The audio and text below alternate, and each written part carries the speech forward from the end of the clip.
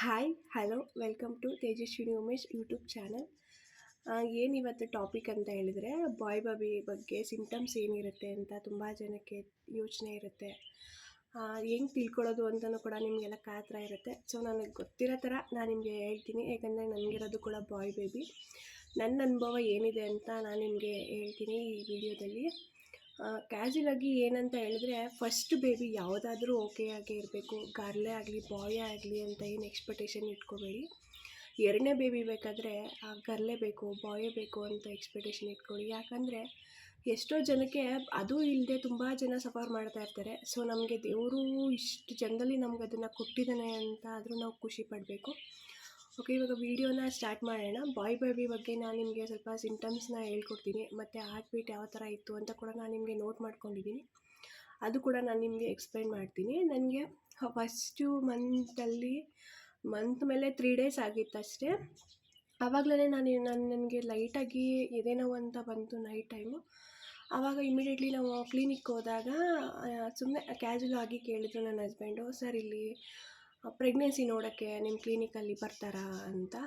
ಯಾಕೆ sir, confirm ಏನಾದರೂ ಇದೆಯಾ ಅಂತ ಡಾಕ್ಟರ್ ಕೇಳಿದ್ರು.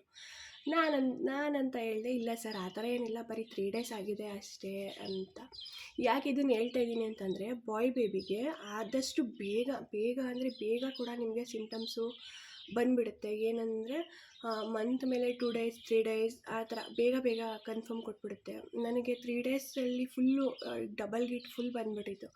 ಓನ್ಲಿ ಮಂತ್ ಮೇಲೆ 3 ಡೇಸ್ಗೆ ಡಬಲ್ ಗಿಟ್ ಬಂದಿತ್ತು ನಮಗೆ. ಆವಾಗಲೂ ಕೂಡ ನಾನು ಎಕ್ಸ್ಪೆಕ್ಟೇಷನ್ನು ಇಲ್ಲ, ಬಂದಿರಲ್ಲ, ಏನೋ ಬಂದಿದೆ ಅಂತ ನಂಗೆ ನಂಬಿಕೆನೇ ಇರಲಿಲ್ಲ. ಮತ್ತೆ ಬೆಳಿಗ್ಗೆ ತಗೊಂಡೋಗ್ಬಿಟ್ಟು ಚೆಕ್ ಮಾಡ್ಕೊಂಡು ಮತ್ತೆ ಬನ್ನಿ ಅಂತ ಡಾಕ್ಟರ್ ಕೊಟ್ಟು ಕಳಿಸಿದ್ರು ಅದನ್ನು. ಸರಿ ಅಂತ ಬೆಳಿಗ್ಗೆ ಕೂಡ ನಾನು ಚೆಕ್ ಮಾಡಿದ್ಮೇಲೆ ಗೊತ್ತಾಯಿತು ಪಕ್ಕಾ ಪ್ರೆಗ್ನೆಂಟ್ ಇದೆ ಅಂತ. ಯಾಕಂದರೆ ಬಾಯ್ ಬೇಬಿಗೆ ಬೇಗನೆ ಸಿಂಪ್ಟಮ್ಸ್ ಆಗಲಿ ಅಥವಾ ಬೇಗ ಕನ್ಫರ್ಮ್ ಆಗಲಿ ಬೇಗ ಗೊತ್ತಾಗ್ಬಿಡುತ್ತೆ.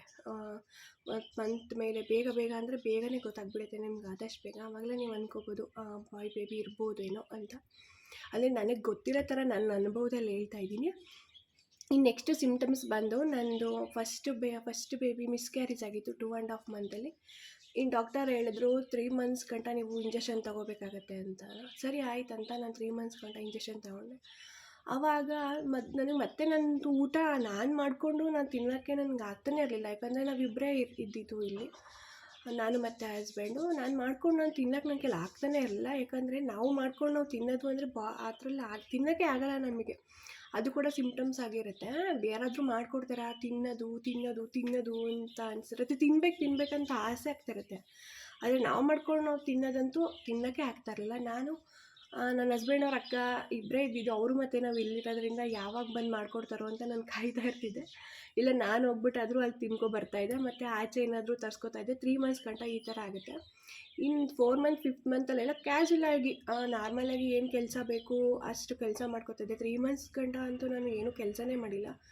ಯಾಕಂದರೆ ಫಸ್ಟ್ ಬೇಬಿ ಮಿಸ್ಕ್ಯಾರೇಜ್ ಬೇರೆ ಆಗಿತ್ತಲ್ಲ. ಸೊ ನಮ್ಗೆ ತುಂಬ ಭಯ ಆಗಿತ್ತು. ಯಪ್ಪ ಯಾಕೆ ಬೇಡ, ಸ್ವಲ್ಪ ಕೇರ್ಫುಲ್ಲಾಗಿರೋಣ, ಇಂಜೆಕ್ಷನ್ ತಗೊಂಡು ಸ್ವಲ್ಪ ಕೇರ್ಫುಲ್ಲಾಗಿರೋಣ ಅಂತ ನಮ್ಗೆ ತುಂಬ ಕೇರ್ ಅಂದರೆ ಫುಲ್ ಕೇರಲ್ಲೇ ಇದ್ದೆ.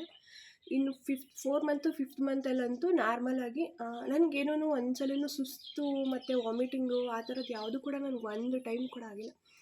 ಆದ್ರೂ ಮಂತ್ಲಿ 1 ಟೈಮ್ ಆರ್ 2 ಟೈಮ್ ಅಷ್ಟೇ ಆಗ್ತಾಯಿದ್ದು. ಆವಾಗ ಓಕೆ ಅನ್ನೋ ಥರ ಅಷ್ಟೇ.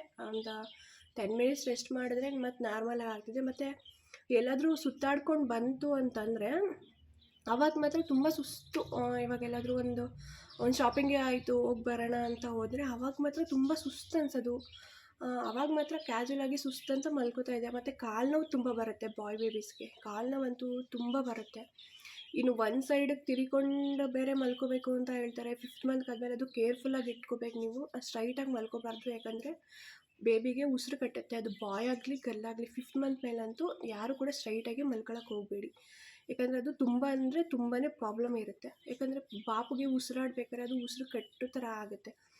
ಇನ್ನು ನೆಕ್ಸ್ಟು ನನಗೆ ಬಂದ ಸಿಂಪ್ಟಮ್ಸು ಕ್ಯಾಶುಯಲಾಗಿ ನಾನು 1 ಸಲ 2 ಸಲ ಅಷ್ಟೇ ವಾಮಿಟಿಂಗ್ ಇರ್ತಾಯಿದ್ದು. ಮತ್ತು ಹೆಚ್ಚು ಸ್ವೀಟು.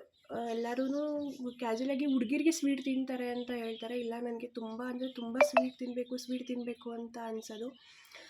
ಮತ್ತು ನಾರ್ಮಲಾಗಿ ಖಾರನೂ ಓಕೆ ಥರ ಇರೋದಷ್ಟೇ. ಆದರೆ ಸ್ವೀಟ್ ಅಂತೂ ಹೆಚ್ಚು ಸ್ವೀಟ್ ತಿಂತಾಯಿದ್ದೆ ನಾನು.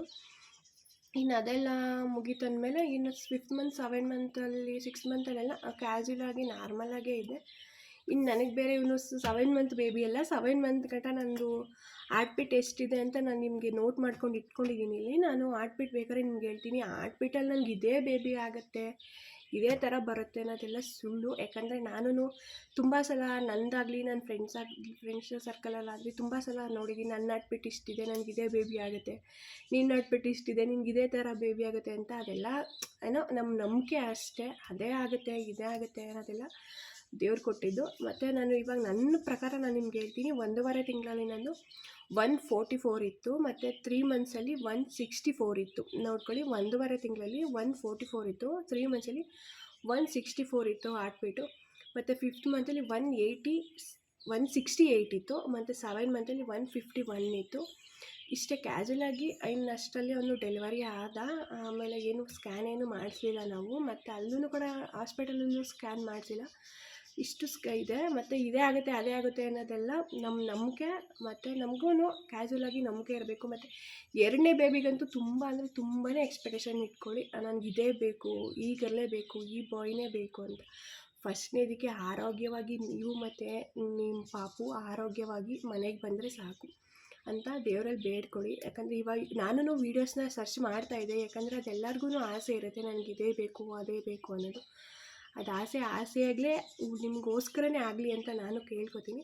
ಮತ್ತು ಈ ವಿಡಿಯೋನ ನೋಡ್ತಾ ಇರೋರಿಗೆಲ್ಲ ನಿಮ್ಮ ಅಂದ್ಕೊಂಡಿರೋ ಥರನೇ ಬೇಬಿ ಆಗಲಿ. ನನ್ನ ವಿಡಿಯೋ ನಿಮ್ಗೆ ಇಷ್ಟ ಆದರೆ ಶೇರ್, ಲೈಕ್, ಕಮೆಂಟ್, ಸಬ್ಸ್ಕ್ರೈಬ್ ಅಂತೂ ಮಾಡಿ, ನನಗೆ ಇನ್ನೂ ಸಪೋರ್ಟ್ ಮಾಡಿ.